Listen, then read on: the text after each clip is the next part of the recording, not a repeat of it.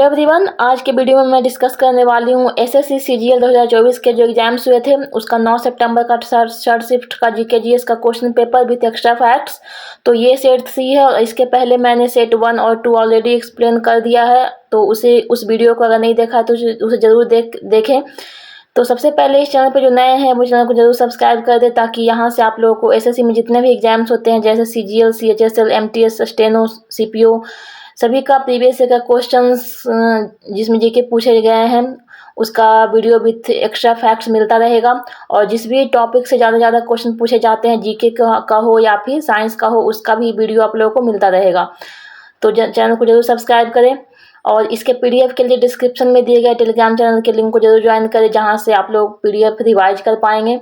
और video complete देखने के बाद कमेंट सेक्शन में अपना रिव्यू जरूर लिखें और वीडियो पसंद आए तो जरूर लाइक करें और ग्रुप्स में शेयर करें। तो चलिए वीडियो को शुरू करते हैं। तो सबसे पहले मैं ये बता दूं कि मेरा कंटेंट इंग्लिश में होगा, लेकिन मैं एक्सप्लेन इस तरह से करूंगी ताकि हिंदी और इंग्लिश दोनों ही लैंग्वेज वाले स्टूडेंट्स को प्रॉब्लम नहीं हो। तो चलिए वीडियो को शुरू करते हैं। फर्स्ट क्वेश्चन है,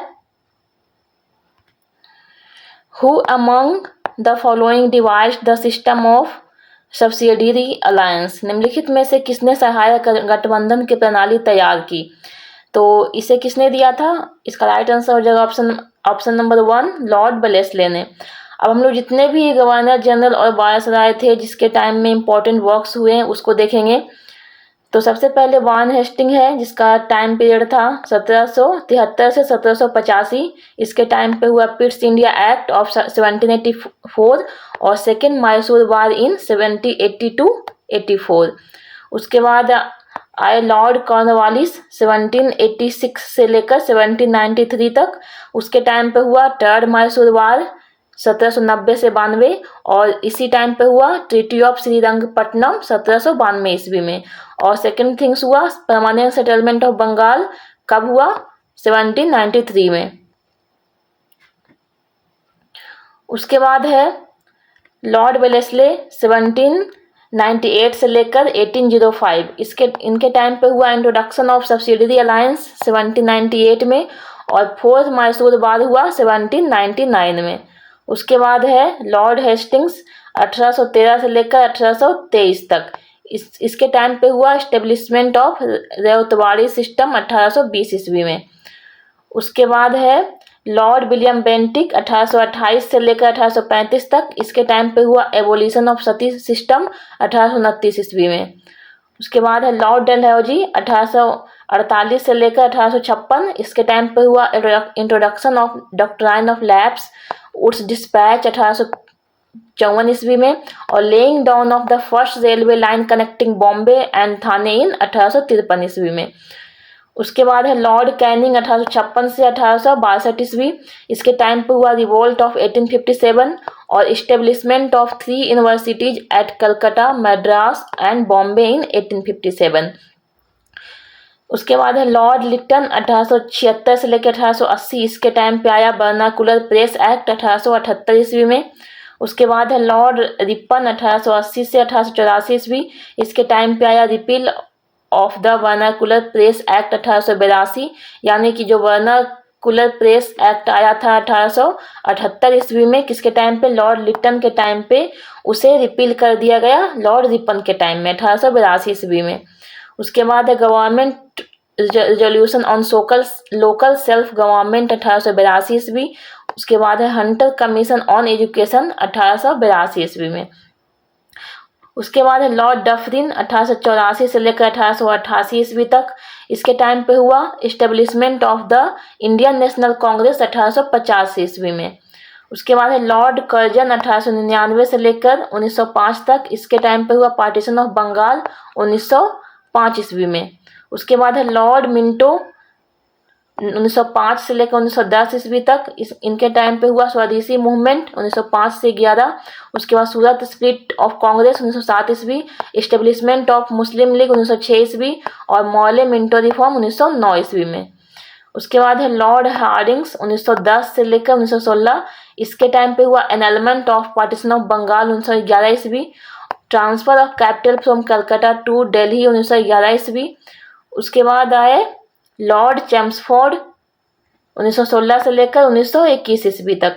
इसके टाइम पे आया लखनऊ पैक्ट 1916 ईस्वी, चंपारण सत्याग्रह 1917 ईस्वी, मोन्टेग्यू अगस्त डिक्लेरेशन 1917 ईस्वी, government of India act 1919, the Rowlatt act 1919, Jallianwala Bagh massacre 1919 और launch of non cooperation and खिलाफत मूवमेंट्स, ये सारे आए लॉर्ड चैम्सफोर्ड के टाइम्स में। उसके बाद है लॉर्ड इरविन 1926 से 1931 ईस्वी तक। इसके टाइम पे आया साइमन कमीशन टू इंडिया 1927 ईस्वी में, नेहरू रिपोर्ट 1928 ईस्वी में, लाहौर सेशन ऑफ कांग्रेस पूर्ण स्वराज रिजोल्यूशन 1929 ईस्वी, दांडी मार्च एंड सिविल डिसोबीडियंस मूवमेंट 1930 ईस्वी और गांधी इरविन पैक्ट 1931 ईस्वी में। उसके बाद आया लॉर्ड बिलिंगडन 1931 से 1936, इसके टाइम पे आया पूना पैक्ट 1932 ईस्वी में। उसके बाद है लॉर्ड लिलिंगथगो 1936 से 1944 ईस्वी, इसके टाइम पे आया क्रिप्स मिशन 1942 ईस्वी, क्विट इंडिया मूवमेंट 1942 ईस्वी। उसके बाद है लॉर्ड बेबल 1944 से 1947 ईस्वी, इसके टाइम पे आया सी राजागोपालाचारी सीआर फार्मूला 1944 ईस्वी का, Wavell plan and the Shimla conference 1942, cabinet mission 1946, direct action day 1946। उसके बाद लॉर्ड माउंटबेटन 1947 से 1948 ईस्वी तक रहे। इनके टाइम पे आया इंडियाज इंडिपेंडेंस 15 अगस्त 1947, यानी कि इसके टाइम पे इंडिया का इंडिपेंडेंस को डिक्लेयर कर दिया गया। उसके बाद लास्ट कौन रहे गवर्नर जनरल वायसराय जो भी है, ये है चक्रवर्ती राजगोपालाचारी। तो ये क्या थे, लास्ट गवर्नर जनरल थे इंडिया के, जो कि इंडिया से थे और इनका टाइम पीरियड था 1948 से लेकर 1950 तक। ये उसके बाद इनके गवर्नर जनरल होने के बाद इंडिया से गवर्नर जनरल का जो पोजीशन था वो बिल्कुल समाप्त कर दिया गया 1950 में। चलते हैं नेक्स्ट क्वेश्चन पे। Question number 2, eight which Olympics was kho kho featured in an exhibition in the main stadium. किस ओलंपिक में खो खो को मुख्य स्टेडियम में एक प्रदर्शनी में प्रदर्शित किया गया था। तो ये इसका राइट आंसर हो जाएगा ऑप्शन नंबर 1, 1936 में। तो ओलंपिक का कंप्लीट डिटेल्स, जब से ओलंपिक का स्टार्ट हुआ तब से 2024 तक मैंने कंप्लीट फैक्ट्स को इंक्लूड करते हुए एक वीडियो बनाया है, उसका लिंक मैं डिस्क्रिप्शन में डाल दूंगी, उसे आप देख सकते हैं वहां से। चलते हैं नेक्स्ट क्वेश्चन पे। Question number 3, which of the following statements is incorrect. निम्नलिखित में से कौन सा कथन गलत है। तो इसमें जो ऑप्शन नंबर 1 है वो रॉन्ग हो जाएगा, क्योंकि यहाँ पे क्या बोला जा रहा है, fats and oils gate reduced over time and smell bad. तो ये ऑप्शन क्या है, रॉन्ग हो जाएगा, क्योंकि जो फैट्स एंड ऑयल्स जो होता है एयर के कांटेक्ट में आने पे, जब एयर से उसका वो एक्सपोज होता है तो उसमें जो अनसैचुरेटेड फैटी एसिड होता है वो किसके साथ रिएक्शन करता है, ऑक्सीजन के साथ रिएक्शन करता है। और जैसा कि ये पता होगा आप लोगों को कि जब ऑक्सीजन के साथ रिएक्शन होता है तो वो प्रोसेस कहलाता है ऑक्सीडेशन, और जब हाइड्रोजन के साथ रिएक्शन होता है तो वो प्रोसेस कहलाता है रिडक्शन। तो यही ऑक्सीडेशन प्रोसेस को क्या बोला जाता है, रैंसिडिटी बोला जाता है। और इसके कारण क्या होता है, फैट्स और जो ऑयल होता है उसमें अनप्लीजेंट स्मेल आना स्टार्ट हो जाता है, अनप्लीजेंट स्मेल उसमें डेवलप हो जाता है। तो मैंने ऑक्सीडेशन और रिडक्शन का भी, रिडॉक्स रिएक्शन का जो भी जितना भी कॉन्सेप्ट्स होता है उसके लिए भी एक वीडियो बनाया है, उसे भी आप वहाँ डिस्क्रिप्शन में उसका भी लिंक दे दूंगी, वहाँ से आप उसे भी देख सकते हैं। तो यहाँ पे क्या हो जाएगा कि फैट्स एंड ऑयल्स का जो टाइम ज़्यादा होता है उसका, तो उसमें ऑक्सीडेशन प्रोसेस होता है, ना कि रिडक्शन प्रोसेस। इसीलिए ये जो ऑप्शन है वो रॉन्ग हो जाएगा, क्योंकि यहाँ पे बोला जा रहा है कि ये रिड्यूस होता है, ये रिड्यूस नहीं होता, ये क्या होता है, ऑक्सीडाइज होता है टाइम के अकॉर्डिंग, ज़्यादा टाइम होने पे और उसमें रैंसिडिटी होने पे। उस प्रोसेस को रैंसिडिटी बोलते हैं, ऑक्सीडेशन के प्रोसेस को, और उसके कारण क्या होता है, उसमें अनप्लीजेंट स्मेल आना शुरू हो जाता है। चलते हैं नेक्स्ट क्वेश्चन पे। Question number 4, hot local wind that flows over north India in summer is known as. ग्रीष्म ऋतु में उत्तर भारत में बहने वाली गर्म स्थानीय पवनों को किस रूप में जाना जाता है। तो उत्तर भारत में बहने वाली पवन को क्या बोलते हैं, गर्म हवाएं को, ये लू कहलाता है। तो अब हम लोग जितने भी इंडिया के लोकल विंड्स हैं उसे देखेंगे। तो सबसे पहले आंधी, इसे काली आंधी भी बोला जाता है, और ये नॉर्थ वेस्टर्न और सेंट्रल पार्ट जो है इंडिया का उसे अफेक्ट करता है। उसके बाद है लू। लू एक हॉट ड्राई विंड्स होता है जो कहाँ पे बहती है, ये बहती है इंडिया के नॉर्थ एंड वेस्टर्न पार्ट में। कौन से मंथ में, ये मई एंड जून मंथ में फ्लो होती है। उसके बाद है काल बैसाखी। काल बैसाखी कहाँ पे फ्लो होती है, ये इंडिया के ईस्टर्न पार्ट में फ्लो होती है। और ईस्टर्न पार्ट में कौन कौन से स्टेट में, वेस्ट बंगाल, असम, बांग्लादेश और उड़ीसा का कुछ पार्ट और बिहार का कुछ पार्ट। और इसे अलग अलग स्टेट में कुछ अलग अलग नाम से जाना जाता है। जैसे कि असम में क्या बोला जाता है, टी सावर्स और बोडो लिचला। एंड उड़ीसा में बोला जाता है बॉडोई सिला और बारडोली छेरा। नेक्स्ट है मैंगो सावर्स। इसे लोकल बीन्स, ये एक लोकल बीन्स है जो जिसे अलग अलग नाम से जाना जाता है। जैसे कि April rains, summer showers, coffee showers, cherry blossom showers, ये सब इसके अलग अलग नाम हैं। और ये कहाँ पे बहती है, ये इंडिया के साउथ पार्ट में ज़्यादा एक्सपीरियंस किया जाता है, वहाँ पे ज़्यादा बहती है ये। और ये कब बहती है, मानसून के पहले, प्री मानसूनल विंड है ये, मतलब मानसून स्टार्ट होने के पहले ये फ्लो होना शुरू होती है। और ये कहाँ पे बहती है, इंडिया के साउदर्न पार्ट में। और कौन कौन से स्टेट में, केरला में, कर्नाटका में और तमिलनाडु के पार्ट में ये फ्लो होती है। लास्ट है एलिफेंटा। एलिफेंटा ये एक लोकल विंड है जो कहाँ पे फ्लो होती है, ये मालाबार कोस्ट ऑफ इंडिया में फ्लो होती है। मतलब जो इंडिया का जो पार्ट है मालाबार का, मालाबार किस साइड होता है, ये कुछ साइड कोंकण का होता है और ये नीचे का कुछ पार्ट क्या होता है, मालाबार का होता है। तो जो मालाबार का पार्ट होता है उस पार्ट में ये एलिफेंटा जो लोकल विंड है वो फ्लो होती है। इस साइड वाले पार्ट को क्या बोलते हैं, कोंकण बोलते हैं। कोंकण नहीं, इस पार्ट को बोलते हैं कोरोमंडल। नेक्स्ट क्वेश्चन है question number 5। Nuakhai is the state festival of. Nuakhai किस राज्य का त्योहार है। तो नुआखाई कौन से स्टेट का हो जाएगा, option number 2 is right answer, Orissa का हो जाएगा। अब हम लोग इंडिया के कुछ स्टेट्स का फेस्टिवल देखेंगे जिसमें नॉर्थ ईस्ट इम्पॉर्टेंट है तो उसका मैंने इंक्लूड किया है। और जो ऑप्शन में दिया गया है स्टेट का नाम, उसके फेस्टिवल्स को इंक्लूड किया है। तो इसमें सबसे पहले है सिक्किम। सिक्किम में कौन कौन सा फेस्टिवल्स होता है, माघे संक्रांति, गुड फ्राइडे, सकेवा, सागादावा, लोसुंग, सोनम लोचार, लोसर, होली, रामनवमी। उसके बाद है अरुणाचल प्रदेश का, यहाँ होता है Siang river festival, Pang Sau pass winter festival, Ziro festival of music, Solung, Nyokum, Losar festival जो कि मोनपा ट्राइब द्वारा मनाया जाता है, ड्री फेस्टिवल, बुरी बूट, लोकू, संकेन और मोरिलंग। उसके बाद है मणिपुर, यहाँ पे कौन कौन सा फेस्टिवल होता है, गंग नगई, लुई नगैनी, याओसांग जिसे डोल यात्रा भी बोलते हैं, चेरोबा ये मणिपुर का न्यू ईयर होता है, कांग ये मणिपुर का रथ यात्रा होता है, हेकुरी हेतोंगवा, लाई हरोवा, कूट जो कि कुकी चीन मिजो ट्राइब मनाती है, चुम्फा जो कि टांग खुल नागास ट्राइब जो होती है मणिपुर की वो मनाती है। उसके बाद कांग रथ यात्रा, चेरी ब्लॉसम, संगई और निंगोल चखोवा।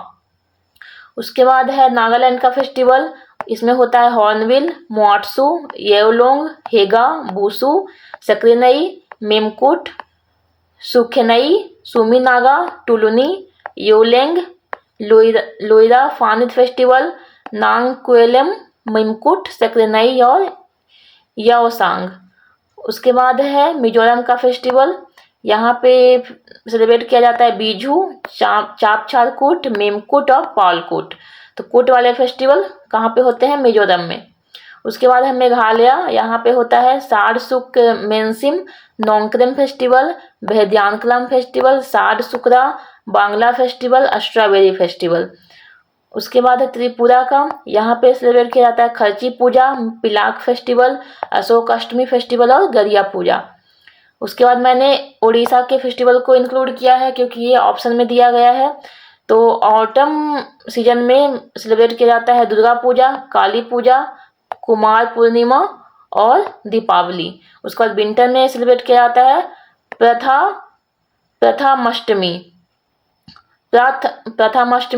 प्रथमाष्टमी मनाया जाता है विंटर में। उसके बाद स्प्रिंग में होता है बसंत पंचमी, महाशिवरात्रि, डोला पूर्णिमा और होली। समर में होता है रथ यात्रा, मानसून में होता है गणेश चतुर्थी। और इसके अलावा भी और भी फेस्टिवल है उड़ीसा में, जैसे कि राजा पर्व, वाली यात्रा जिसे कार्तिक पूर्णिमा भी बोलते हैं, गजा लक्ष्मी पूजा, नुआखई,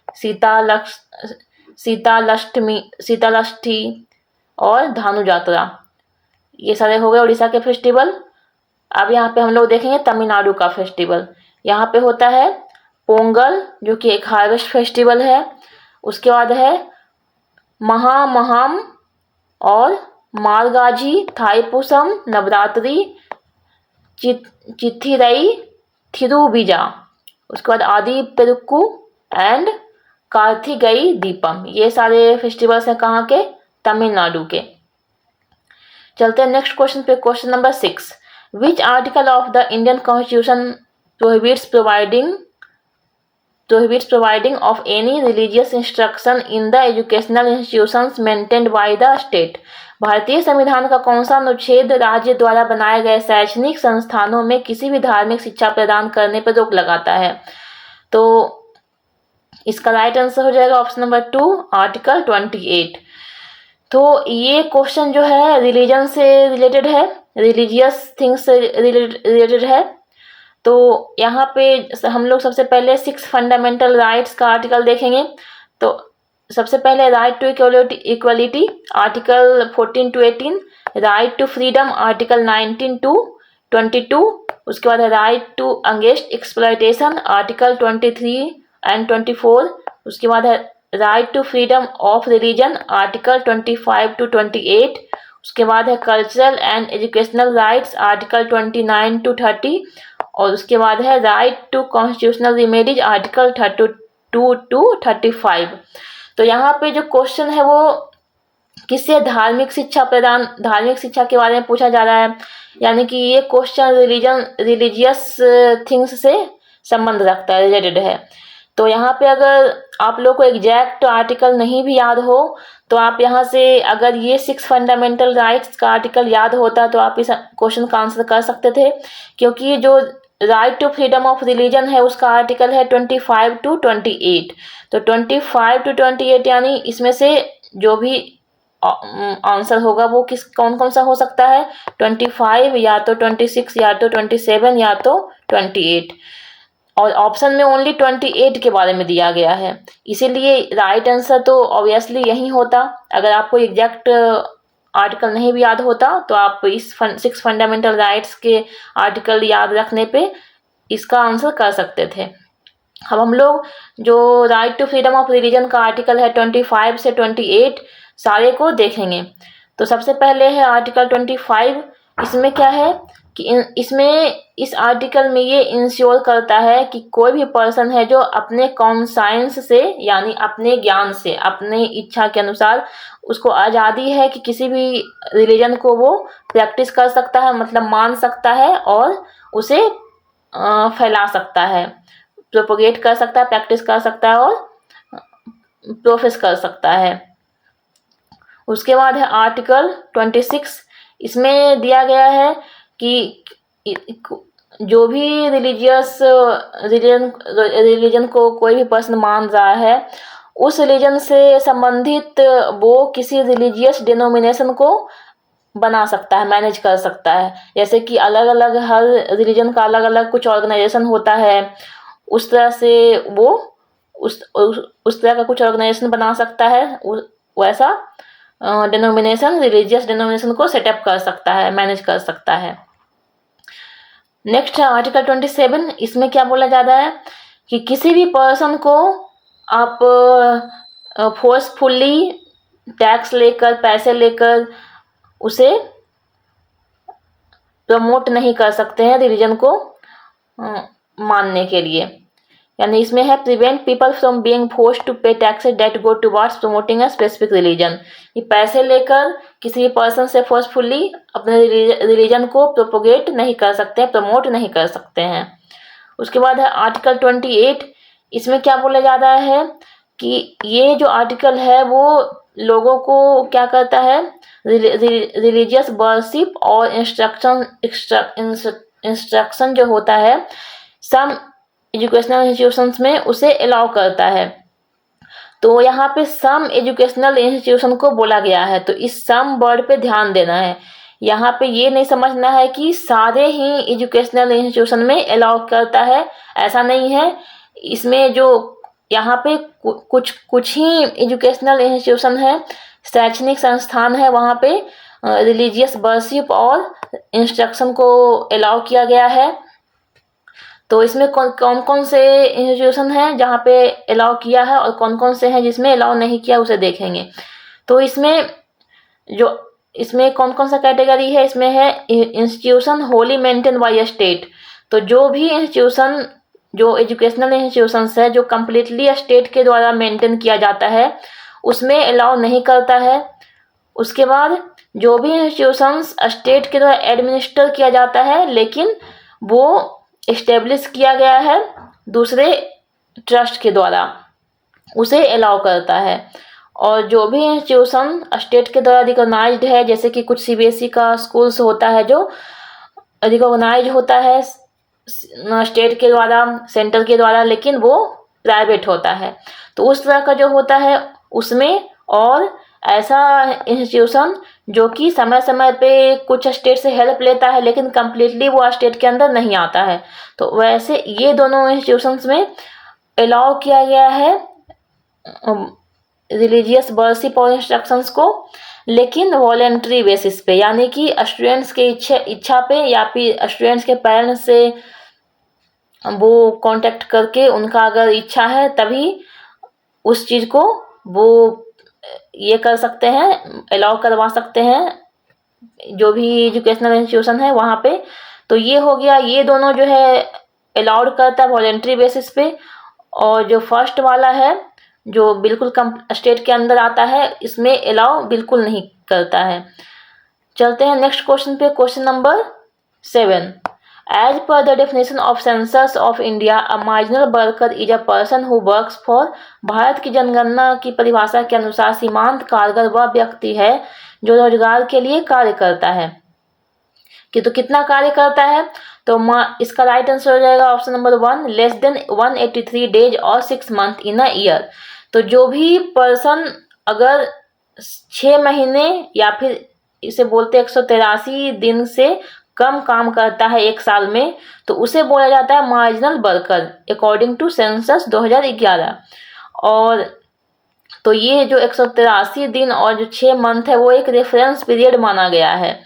और मेन वर्कर कौन होते हैं, तो जो पर्सन 6 महीने या फिर 183 दिन से ज़्यादा वर्क करता है एक साल में, उसे मेन वर्कर्स माना गया है। चलते हैं नेक्स्ट क्वेश्चन पे, question number 8। In which year was the नए भारत के सपने campaign launched by the Meta and the ministry of women. Meta और महिला मंत्रालय द्वारा नए भारत के सपने अभियान किस वर्ष शुरू किया गया था, तो ये इसका राइट आंसर हो जाएगा ऑप्शन नंबर 2, 2023 में। तो नए भारत के सपने या जो कि मेटा द्वारा लॉन्च किया गया है उसे अमृत जनरेशन मूवमेंट भी बोला जाता है। इसे मेटा और ministry of women and child development द्वारा जून 2023 में लॉन्च किया गया। इसमें इसका एम क्या था, इसमें यंग इंडियंस को एम्पावर करना था। किस तरह से उन्हें उनका जो एस्पायरेशंस है, यानी उनका जो ड्रीम है, इच्छा है, उसे क्या बोला गया कि वो अपने ड्रीम को और एस्पायरेशंस को, इच्छा को एक्सप्रेस कर सकते हैं। जो भी फ्यूचर में वो सोच रखे हैं उसे रील्स, इंस्टाग्राम पे जो रील होता है उस पे उसे एक्सप्रेस करके या फिर फेसबुक पे उसे डालकर। तो ये था अमृत जनरेशन मूवमेंट। चलते हैं नेक्स्ट क्वेश्चन पे, question number 9। Under which of the following acts was the power to rule India transferred from the English East India Company to the British Crown. निम्नलिखित में से किस अधिनियम के तहत भारत पर शासन करने की शक्ति अंग्रेजी ईस्ट इंडिया कंपनी से ब्रिटिश क्राउन को हस्तांतरित की गई थी। तो इसमें इसका राइट आंसर हो जाएगा option number 4, government of India act 1858। तो गवर्नमेंट ऑफ इंडिया एक्ट 1858 1508 में क्या किया गया था, ईस्ट इंडिया कंपनी का जो पावर था, उसका गवर्नेंस था, उसे ब्रिटिश क्राउन को दे दिया गया था। अब हम लोग जितने भी इम्पोर्टेंट एक्ट्स है उसे देखेंगे। तो सबसे पहले चार्टर एक्ट 1813, इसमें ईस्ट इंडिया कंपनीज का जो ट्रेड का मोनोपोली था उसे ख़त्म कर दिया गया। उसके बाद है Hindu widows the marriage act of 1856, इसमें वीमेन का जो विडोज जो होती थी उसका री मैरिज को लीगलाइज किया गया। उसके बाद गवर्नमेंट ऑफ इंडिया एक्ट 1858, इसमें जो गवर्नेंस था ईस्ट इंडिया कंपनी का उसे कम्प्लीटली ब्रिटिश क्राउन को दे दिया गया। उसके बाद है गवर्नमेंट ऑफ इंडिया एक्ट 1909, इसे मॉर्ले मिंटो रिफॉर्म्स भी बोलते हैं और इंडियन काउंसिल एक्ट 1909 भी बोलते हैं। इसमें क्या किया गया, इसमें मुस्लिम के लिए सेपरेट इलेक्टोरेट इंट्रोड्यूस किया गया और लेजिस्लेटिव काउंसिल को एक्सपेंड किया गया ताकि मैक्सिमम इंडियन रिप्रेजेंटेटिव उसमें शामिल हो सके। उसके बाद है गवर्नमेंट ऑफ इंडिया एक्ट 1919, जिसे मॉन्टेग्यू चैम्सफोर्ड रिफॉर्म भी बोलते हैं। इसमें डायरार्की को इंट्रोड्यूस किया गया, कहाँ पे, प्रोविंशियल लेवल पे, जिसमें कि एडमिनिस्ट्रेशन को दो पार्ट में डिवाइड किया गया, ट्रांसफर्ड और रिजर्व्ड कैटेगरीज में। और इसमें पब्लिक सर्विस कमीशन को भी लॉन्च किया गया, यानी इस्टेब्लिश किया गया। उसके बाद है चाइल्ड मैरिज रिस्ट्रेंट एक्ट 1929, इसमें जो भी चाइल्ड मैरिज होते थे, बाल विवाह होते थे, उसे रोका गया। उसके बाद है गवर्नमेंट ऑफ इंडिया एक्ट 1935, इसमें क्या किया गया, जो प्रोविंशियल लेवल पे डायरार्की को इंट्रोड्यूस किया गया था उसे बिल्कुल समाप्त कर दिया गया और प्रोविंशियल लेवल पे ऑटोनॉमी लाया गया और जो डायरार्की था उसे सेंट्रल लेवल पे लाया गया। इसमें और क्या किया गया, तीन तरह के सब्जेक्ट को दिया गया, जिसमें है फेडरल लिस्ट सेंट्रल लेवल पे, प्रोविंशियल लिस्ट प्रोविंस लेवल पे, कंकरेंट लिस्ट जो दोनों लेवल पे होगा, सेंट्रल और प्रोविंस दोनों के लिए होगा, वो होगा कंकरेंट लिस्ट। तो हम लोग तो 1935 में जितने भी इम्पोर्टेंट वर्क्स हुए हैं उसे देखेंगे। तो प्रोविंशियल ऑटोनॉमी लाया गया, डायरार्की एट द सेंटर लाया गया, बाई कैमरल लेजिस्लेचर लाया गया, फेडरल कोर्ट को बनाया गया, इंडियन काउंसिल लाया गया, फ्रेंचाइज लाया गया यानी डायरेक्ट इलेक्शंस को लाया गया और रीऑर्गेनाइजेशन को लाया गया। उसके बाद लास्ट है गवर्नमेंट ऑफ इंडिया एक्ट 1947। तो 1947 के एक्ट में ब्रिटिश पार्लियामेंट में एक एक्ट को पास किया गया जिसके अकॉर्डिंग जो ब्रिटिश का रूल था इंडिया में उसे इंड कर दिया गया और इंडिया और पाकिस्तान का पार्टीशन किया गया। चलते हैं नेक्स्ट क्वेश्चन पे, question number 10, which of the following is an inactivated killed polio vaccine developed in 1952, निम्नलिखित में से कौन सा 1952 में विकसित एक निष्क्रिय मृत पोलियो वैक्सीन है। तो इसका राइट आंसर हो जाएगा ऑप्शन नंबर 1 साल्क वैक्सीन। तो जो साल्क वैक्सीन है वो इनएक्टिवेटेड पोलियो वैक्सीन है। इसमें इसे जोनास साल्क ने डेवलप किया था 1950 ईस्वी में। और इसमें क्या होता है, इसमें किल्ड पोलियो वायरस होता है जिसे इंजेक्शन के थ्रू डाला जाता है। तो ये वर्क कैसे करता है, तो जब killed polio virus human body में डाला जाता है इंजेक्शन के थ्रू, तो उससे क्या होता है, एंटीबॉडीज बनना शुरू हो जाता है ह्यूमन बॉडी में। तो सपोज यहाँ पे एक्सप्लेन करती हूँ, जैसे ये हमारा बॉडी है और इसमें क्या किया गया, डेड पोलियो वायरस को डाला गया। तो इससे क्या होगा, ह्यूमन बॉडी में इसे एंटीजन समझ के, फॉरेन सब्सटेंस को समझकर यहाँ पे क्या होना स्टार्ट हो जाएगा, एंटीबॉडी प्रोड्यूस होना शुरू हो जाएगा। और तो क्या होगा, हम लोग का बॉडी प्रिपेयर हो जाएगा, इस तरह का एंटीबॉडी हम लोग के बॉडी में रेडी हो जाएगा, वैसे फॉरेन सब्सटेंस को पहचान लेगा। और जब यहाँ पे क्या होगा, जो रियल का जो क्या होगा, वायरस जो होगा वो जब लाइव होगा, वो जब इंटर करेगा बॉडी में, तो क्या होगा, हम लोग का बॉडी प्रिपेयर होगा उससे लड़ने के लिए। और ये सारे जो एंटीबॉडी बनाए थे हमारे बॉडी ने, वो क्या करेगा, इस जो वायरस से लड़ पाएगा और उसे प्रोटेक्ट कर पाएगा हम लोग के बॉडी में। तो यही बेसिकली होता है कि जब किल्ड पोलियो वायरस डाला जाता है तो उससे क्या एंटीबॉडीज बनता है हमारे बॉडी में और उससे क्या होता है, प्रिवेंट कर पाता है, जो वायरस होता है उसे उसका स्प्रेड होने से, और उस तरह से सेंट्रल नर्वस सिस्टम को प्रोटेक्ट करता है और पैरालिसिस होने से रोकता है। चलते हैं नेक्स्ट क्वेश्चन पे, question number 11, which of the following statements is correct, निम्नलिखित में से कौन सा कथन सही है। तो राइट आंसर हो जाएगा option number 3, the 5-year plan permits long term intervention by the government in the economy. तो यानी कि जो 5-year प्लान है उसमें गवर्नमेंट के इंटरवेंशंस को लंबे समय तक परमिट करता है। तो देखेंगे यहाँ पे क्यों परमिट करता है। तो गवर्नमेंट का इंटरवेंशन जो है 5-year प्लान्स में, जो कि रहा कब से कब तक, 1951 से 2017 तक, उसमें परमिट करता है ताकि क्या क्या अचीव कर पाएँ, rapid economic growth, reduce poverty को रिड्यूस कर पाएँ, एम्प्लॉयमेंट को इंक्रीज कर पाएँ, एग्रीकल्चर का जो एरियाज है उस पर फोकस कर पाएँ, इंफ्रास्ट्रक्चर, सोशल सर्विस, इस तरह की चीज़ों को अचीव करने के लिए गवर्नमेंट का इंटरवेंशंस को लॉन्ग टर्म के लिए परमिट किया गया है 5-year प्लान्स में।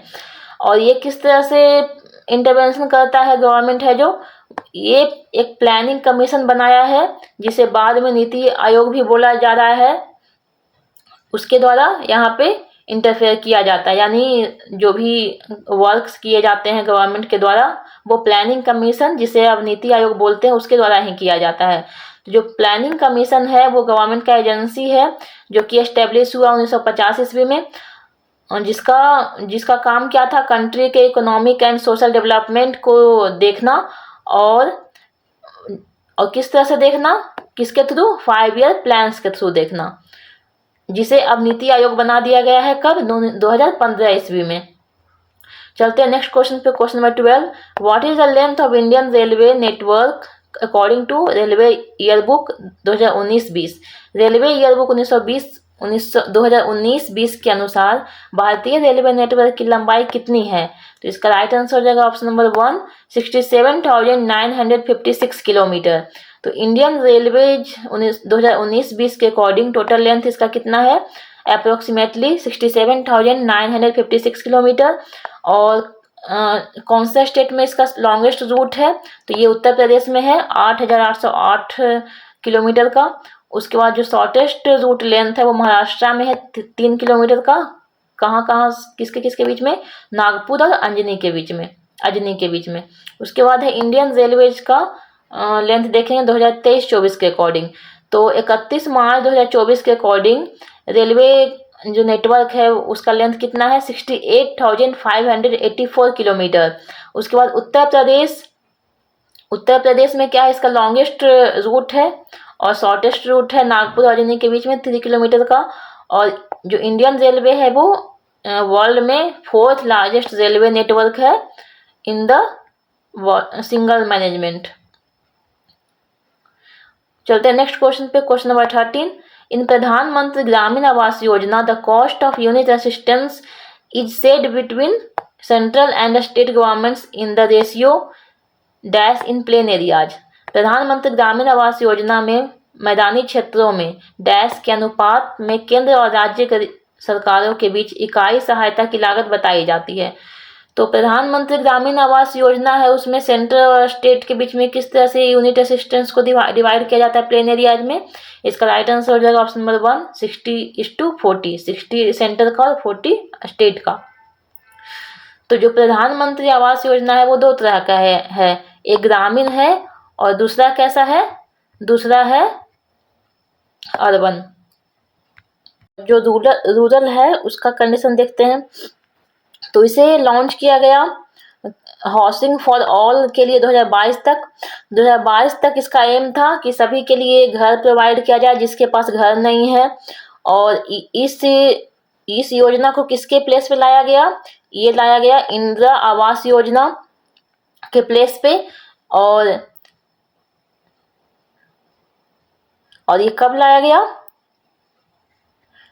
1 अप्रैल 2016 को। तो 1 अप्रैल 2016 को इंदिरा आवास योजना के प्लेस पे प्रधानमंत्री आवास योजना ग्रामीण और रूरल लाया गया और इसका एम था 2022 तक सभी के लिए घर को प्रोवाइड करना। ये किसके अंदर काम करता है? Ministry of rural development. और इसका एम था जिसके पास घर नहीं है, जिसके पास टूटे फूटे घर हैं, उसे घर प्रोवाइड करना मार्च 2022 के एंड तक। इसमें बेनिफिशियरीज कौन होंगे, किसको किसको ये मिलेगा लाभ? ये ST SC वाले को मिलेगा। उसके बाद जो फ्री बॉन्डेड लेबरर्स हैं, यानी जिसे छोड़ दिया गया है, काम से हटा दिया गया है, उन लोगों को। और जो विडोज हैं उनके लिए। और जो डिफेंस पर्सनल के जो नेक्स्ट टू कीन है, जो एक्शन में मारे गए हैं, उनके बच्चों, ये सब के लिए प्रोवाइड किया जाएगा एक सर्विसमैन को। और रिटायर्ड मेंबर्स पैरामिलिट्री फोर्सेस के होते हैं उन्हें, और डिसेबल्ड पर्सन और माइनॉरिटीज को प्रोवाइड किया जाएगा ये। उसके बाद सिलेक्शन कैसे किया जाता है? ये 3 स्टेज वैलिडेशन होता है इसमें सोशियो इकोनॉमिक कास्ट सेंसस 2011 के अनुसार और ग्राम सभा और जियो टैगिंग के द्वारा इसमें सेलेक्ट किया जाता है। उसके बाद यहाँ पे कॉस्ट शेयरिंग किस तरह से है? तो जो प्लेन एरिया है उसमें 60:40 का कॉस्ट शेयरिंग है सेंटर और स्टेट के बीच में, 60 सेंटर का और 40 स्टेट का। और हिली एरियाज में 90:10 के रेशियो में 90 सेंटर का और 10 स्टेट का डिवीजन है यूनिट असिस्टेंस का। उसके बाद यहाँ पे जो घर बनाने के लिए पहले कंडीशन था उसे इंक्रीज कर दिया गया था, इंक्रीज कर दिया गया है। तो ये यहाँ पे 20 स्क्वायर मीटर से इसे बढ़ा दिया गया है 25 स्क्वायर मीटर्स। और यहाँ पे जो यूनिट असिस्टेंस के लिए जो खर्चा आता था उसे 70,000 से बढ़ा के कर दिया है 1,20,000 प्लेन एरिया में। और हिली एरियाज में 75,000 से बढ़ा के कर दिया गया है 1,30,000। और अभी तक जो टारगेट कंप्लीट हुआ है, कितना हुआ है? ओनली 55% टारगेट कंप्लीट हुआ है। अब अर्बन वाले में देख लेते हैं। तो ये लॉन्च किया गया है 25 जून 2015 को। और ये काम करता है, जो अर्बन वाला है उसका वो कौन से मिनिस्ट्री के अंडर में काम करता है? वो ministry of housing and urban affairs के अंडर में काम करता है। तो दोनों का, अर्बन और रूरल दोनों का ही मिनिस्ट्री अलग अलग है। एक रूरल डेवलपमेंट के अंडर काम करता है, मिनिस्ट्री ऑफ रूरल डेवलपमेंट। और एक जो अर्बन है वो ministry of housing and urban affair के अंडर में काम करता है। इसमें क्या है, जो अर्बन वाला है वो क्या करता है? उसका मिशन है वीमेन एम्पावरमेंट को प्रमोट करना। किस तरह से? यहाँ पे जो हाउस का जो ऑनरशिप है उसे वीमेन को दिया जाता है। और फिर जो फीमेल मेंबर्स है उन्हें ज्वाइंट नेम में लिखा जाता है, ऐड किया जाता है, ताकि इससे वीमेन्स का एम्पावरमेंट प्रमोट हो सके। और यहाँ पे प्रेफरेंस किस तरह से दिया जाता है? सबसे पहले डिफरेंटली एबल्ड पर्सन को, उसके बाद senior citizen, ST SC SD OBC, minority, single women, transgender और other weaker and vulnerable sections जो सोसाइटी के उन्हें इस तरह से प्रेफरेंस दिया जाता है। चलते हैं नेक्स्ट क्वेश्चन पे। Question number 14। Silappatikaram the jewelled anklet the earliest epic poem in Tamil was written in the 5th to 6th century CE by dash. Tamil में सबसे पुरानी महाकाव्य कविता शिलापट्टिकरम रत्नजड़ित पायल डैश द्वारा 5वीं-6वीं शताब्दी ईस्वी में लिखी गई थी। तो ये किसके द्वारा लिखी गई थी? Option number 2 is right answer, Ilango Adigal. तो शिलापट्टिकरम जो है, जिसका मतलब होता है ज्वेल्ड एंकलेट, ये है एंकलेट का एक कहानी है। ये एक तमिल एपिक पोयम है जिसे लिखा था प्रिंस यांगो एडिगल, जो कि एक जैन मोंक थे।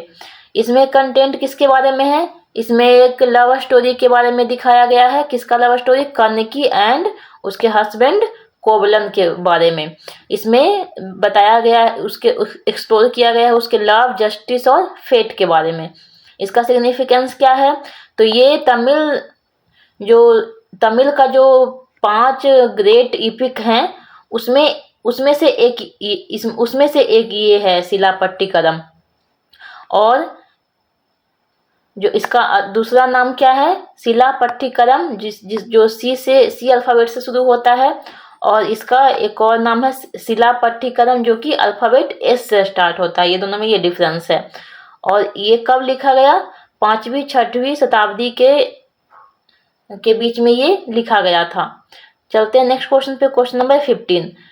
विच of the following is the largest crustal plate on the earth with an area of over 103 lakh kilometre square. निम्नलिखित में से कौन सी पृथ्वी पर सबसे बड़ी क्रस्टल प्लेट है जिसका क्षेत्रफल 1030 लाख वर्ग किलोमीटर से अधिक है? तो ये किसका हो जाएगा? सबसे बड़ी है लार्जेस्ट क्रस्टल प्लेट कौन सा? Option number 4 is right answer, Pacific plate. तो जितने भी अर्थ के मेजर प्लेट्स हैं उसे देखेंगे उसके एरिया के साथ। तो अफ्रीकन प्लेट है, उसका कितना एरिया है? 613 lakh kilometre square. Antarctic plate है, उसका है 609 लाख किलोमीटर स्क्वायर। उसके बाद है यूरेशियन प्लेट जो कि एशिया और यूरोप के को मिलाकर बनता है, तो इसका है 678 लाख किलोमीटर स्क्वायर। उसके बाद है इंडो ऑस्ट्रेलियन प्लेट जिसका है 589 लाख किलोमीटर स्क्वायर। तो इंडो ऑस्ट्रेलियन इंडिया और ऑस्ट्रेलिया के नीचे का क्या होगा? प्लेट होगा। उसके बाद है ऑस्ट्रेलियन प्लेट, इसका है 470 लाख किलोमीटर स्क्वायर। तो जितने भी प्लेट है उसे आप ऑटोमेटिक समझ लेंगे कि कौन से पार्ट में होगा, क्योंकि इसके नेम में ही पता चल रहा है, इसलिए मैं इसे एक्सप्लेन नहीं कर रही हूँ, मैं बस वो एरिया को बता रही हूँ। उसके बाद है इंडियन प्लेट, इसका है 119 लाख किलोमीटर स्क्वायर। उसके बाद है नॉर्थ अमेरिकन प्लेट, इसका है 759 लाख किलोमीटर स्क्वायर। उसके बाद पैसिफिक प्लेट जो कि सबसे लार्जेस्ट है, इसका है 1033 लाख किलोमीटर स्क्वायर।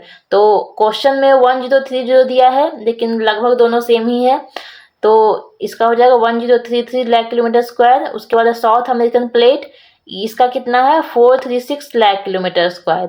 चलते हैं नेक्स्ट क्वेश्चन पे, question number 16। Which of the following personalities is a Padma Shri awardee folk singer from the state of Uttar प्रदेश?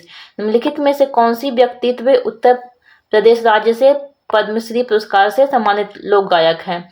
इसका राइट आंसर हो जाएगा ऑप्शन नंबर 2 अजीत श्रीवास्तव। तो इनका अजीत श्रीवास्तव का जन्म कब कहाँ पे हुआ है? उत्तर प्रदेश में हुआ है। ये कजरी फोक सॉन्ग के लिए फेमस है और इन्हें अवार्ड्स मिला है पद्मश्री 2022 में, और उत्तर प्रदेश का संगीत नाटक अकेडमी अवार्ड मिला है 2017 में। इसके बाद हम लोग इंडिया का जो भी हाईएस्ट सिविलियन अवार्ड हैं जैसे भारत रत्न, पद्म विभूषण, पद्म भूषण, पद्मश्री सभी को देखेंगे। तो ये सारे को एस्टेब्लिश कब किया गया? 1954 ईस्वी में किया गया है। यानी भारत रत्न, पद्म विभूषण, पद्म भूषण, पद्मश्री सभी को एस्टेब्लिश किया गया 1954 ईस्वी में। तो जो पद्म विभूषण है वो क्या था? वो पहले सिर्फ पद्म विभूषण था, फिर बाद में इसे 3 पार्ट में डिवाइड किया गया, पद्म विभूषण, पद्म भूषण और पद्मश्री। तो 1954 में जब एस्टेब्लिश हुआ था पद्म विभूषण, तो सिंगल नेम से बस भारत रत्न था और पद्म विभूषण था। तो भारत रत्न जो है वो सबसे पहले किसे मिला है?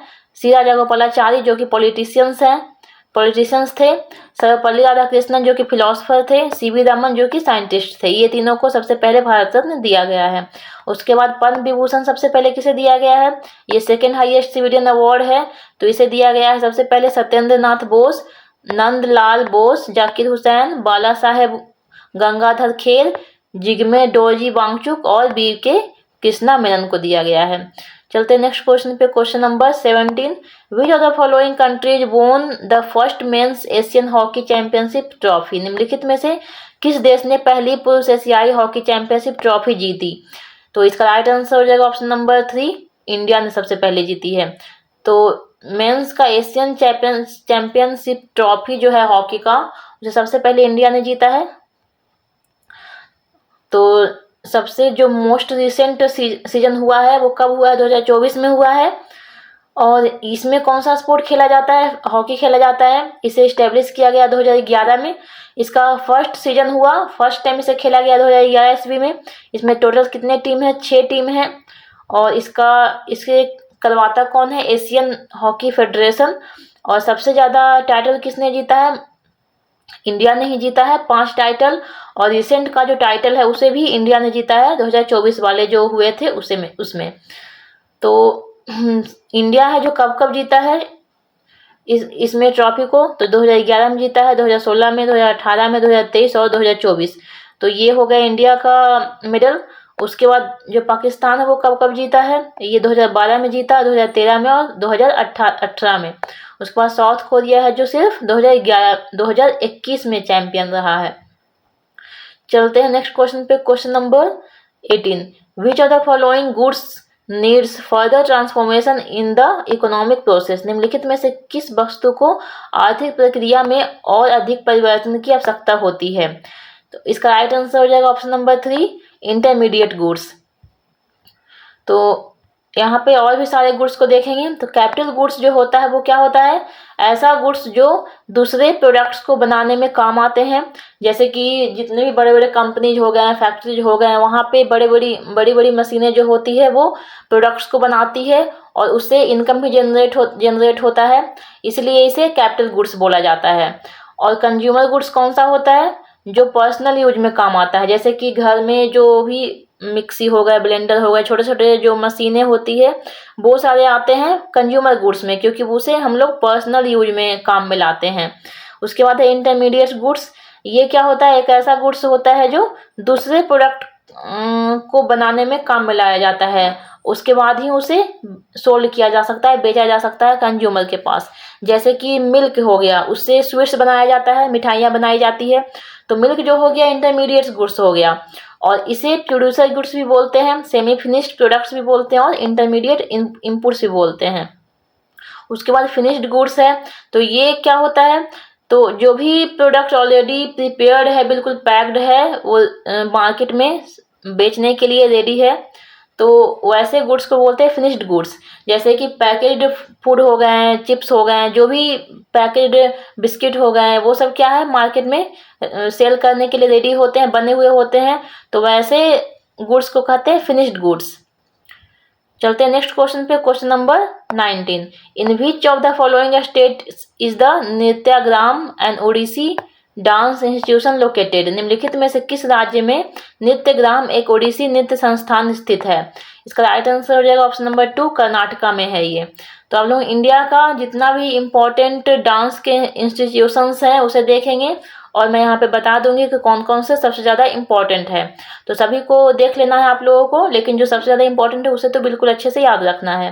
तो इसमें कौन है, सबसे पहले है अखिल भारतीय गंधर्व महाविद्यालय मंडल जो कि मुंबई में है, भातखंडे संस्कृत विश्वविद्यालय जो कि लखनऊ उत्तर प्रदेश में है, दर्पण academy of performing arts Ahmedabad Gujarat में है, essence of life dance group Bangalore में है, गंधर्व महाविद्यालय न्यू दिल्ली में है।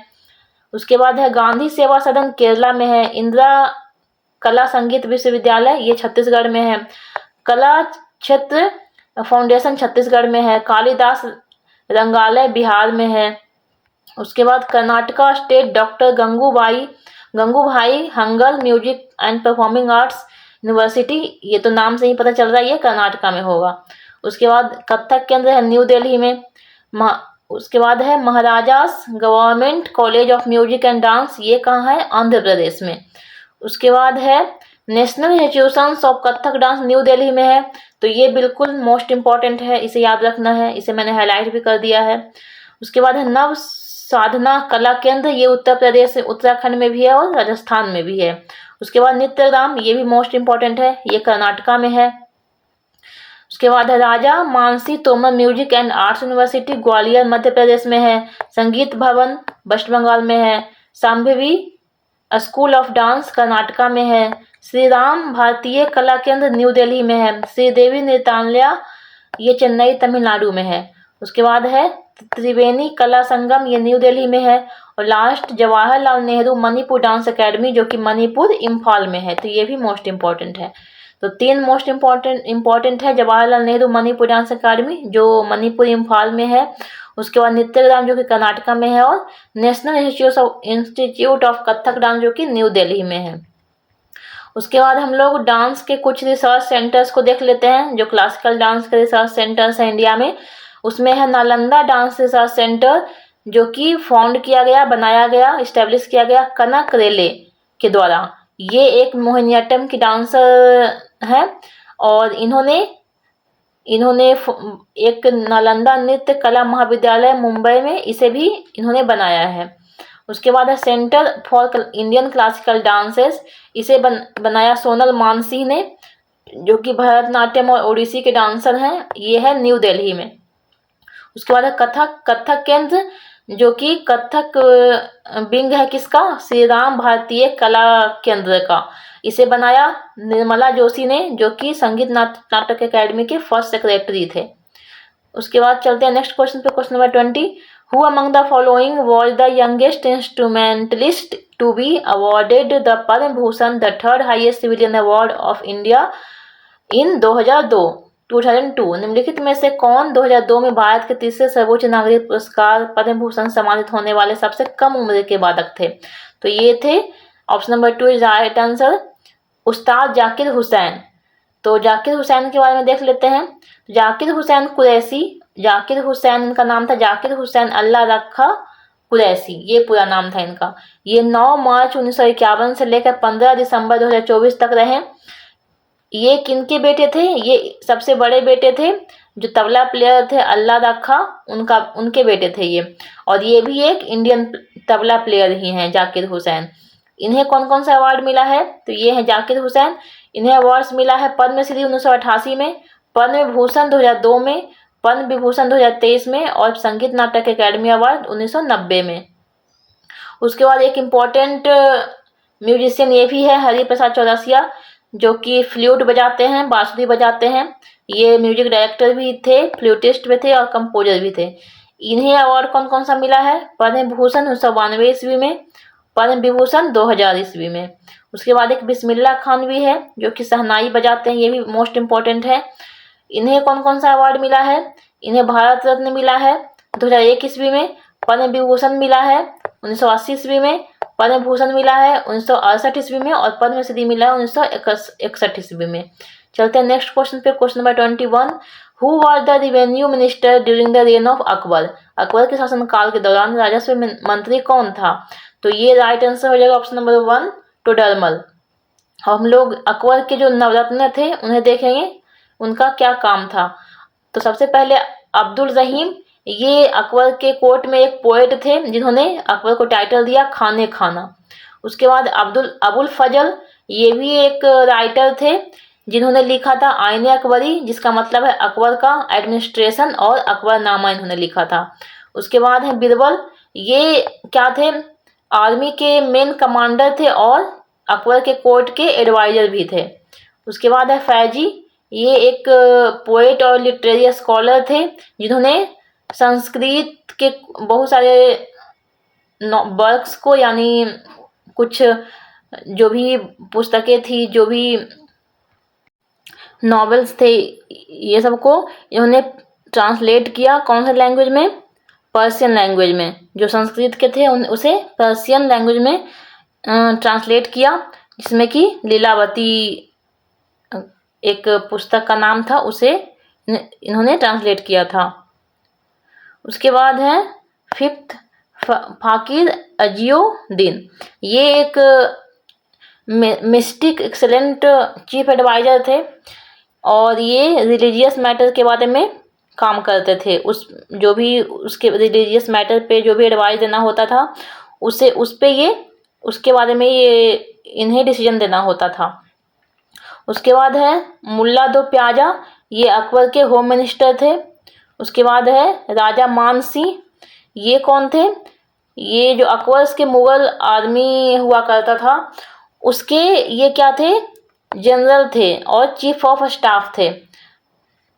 उसके बाद है तानसेन, ये अकबर के दरबार में एक कंपोजर थे, म्यूजिशियन थे और वोकलिस्ट थे। उसके बाद है लास्ट टोडरमल, ये अकबर के दरबार के क्या थे?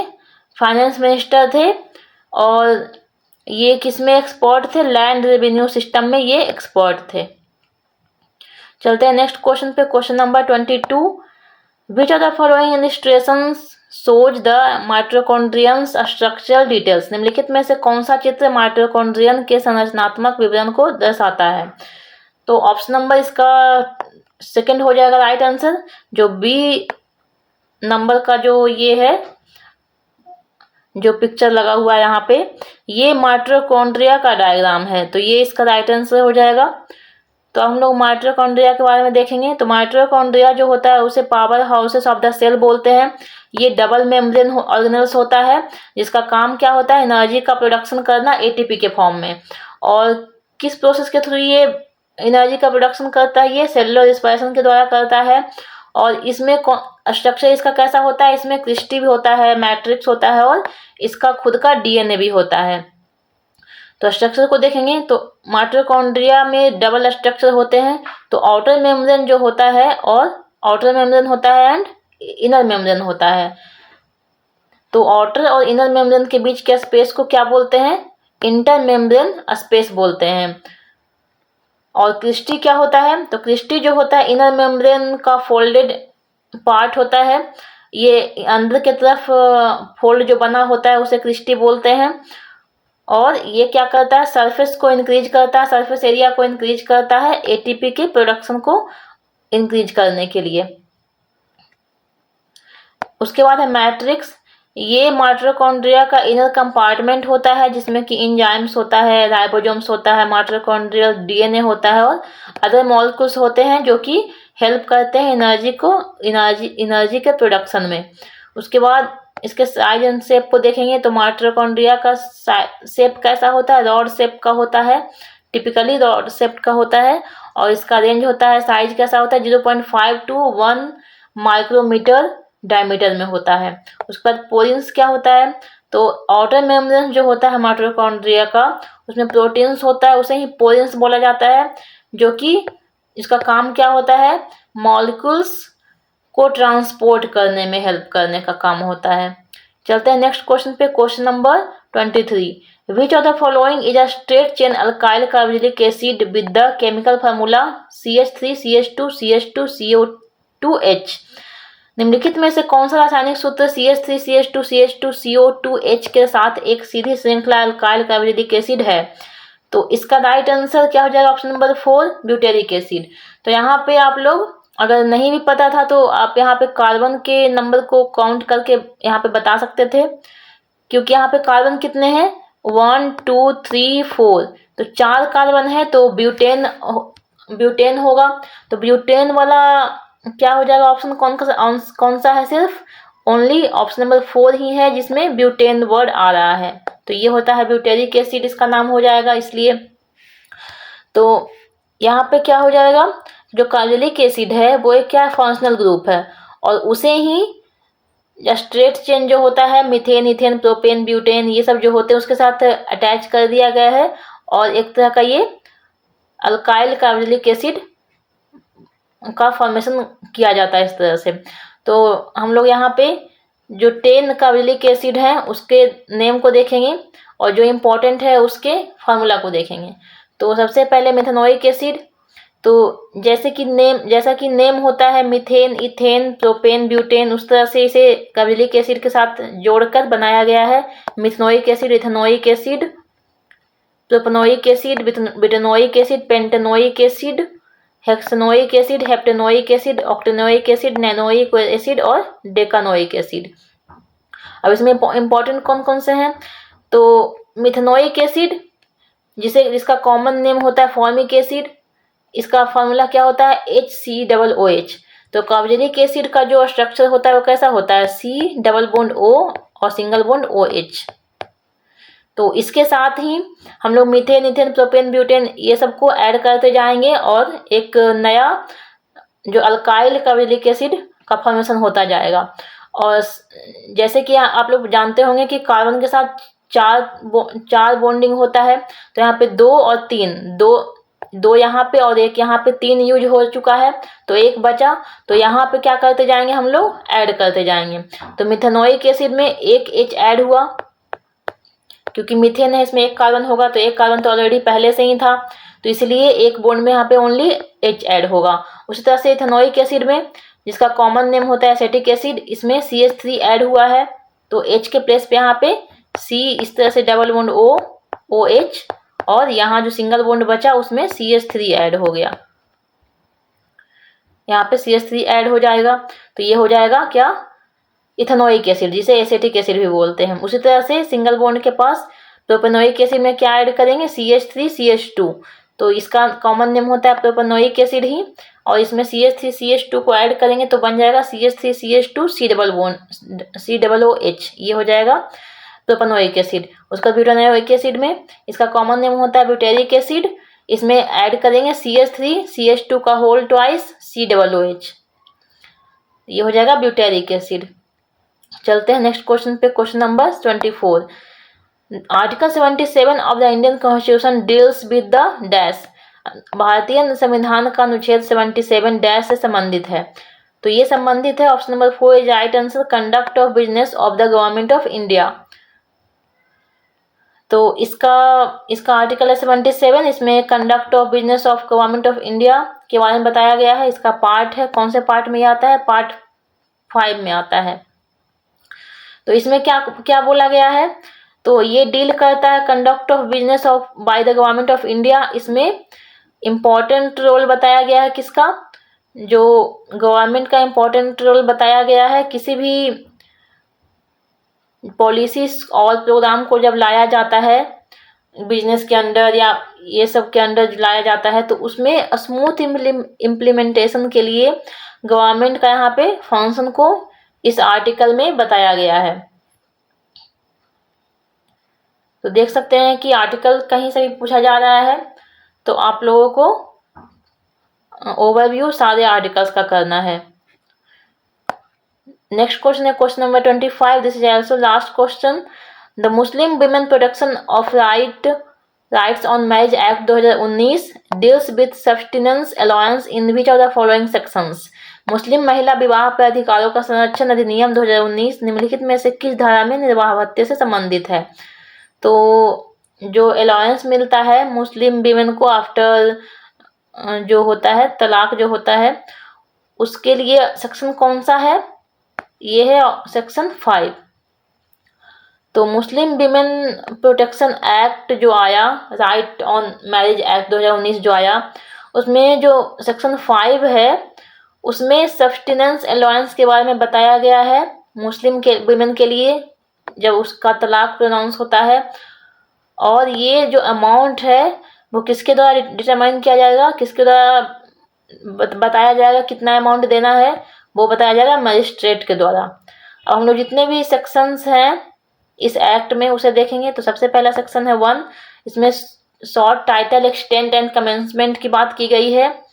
उसके बाद है सेक्शन 2 डेफिनेशन दिया गया है इसमें। उसके बाद सेक्शन 3 है तलाक to be void and illegal, तलाक को वॉइड एंड इलीगल बताया गया है। उसके बाद है सेक्शन 4 पनिशमेंट फॉर प्रोनाउंसिंग तलाक। उसके बाद है सेक्शन 5 सब्सटेंस अलाउंस। उसके बाद है सेक्शन 6, इसमें कस्टडी ऑफ माइनर चिल्ड्रन। उसके बाद है सेक्शन 7, इसमें बताया गया है offence to be cognizable compoundable etcetera, यानी कि अगर तलाक कोई पर्सन दे रहा है तो वो उसके लिए उसे पनिशमेंट दिया जा सकता है। और उस पर जो भी अगर किसी तरह का चार्ज उस पर है तो वो उसको एक साथ ऐड करके उसको सभी के लिए एक पनिशमेंट भी दिया जा सकता है। उसके बाद सेक्शन 8, इसमें है रिपील एंड सेविंग्स। तो ये सेक्शंस थे, 8 सेक्शंस थे जो मुस्लिम विमेंस मैरिज एक्ट जो 2019 का है उसमें। तो ये था वीडियो आज का जिसमें मैंने डिस्कस किया एसएससी सीजीएल का 9 सितंबर का 3rd शिफ्ट का जीके जीएस का क्वेश्चन विथ एक्स्ट्रा फैक्ट्स। तो आई होप कि आप लोगों को ये वीडियो काफ़ी यूजफुल लगी होगी। तो वीडियो को ज़रूर आप लाइक करें और चैनल को सब्सक्राइब कर लें जिससे कि आप लोगों को वीडियो की नोटिफिकेशन मिलती रहेगी। तो मिलते हैं इसी तरह से आगे नेक्स्ट वीडियो में। तब तक के लिए जय हिंद जय भारत।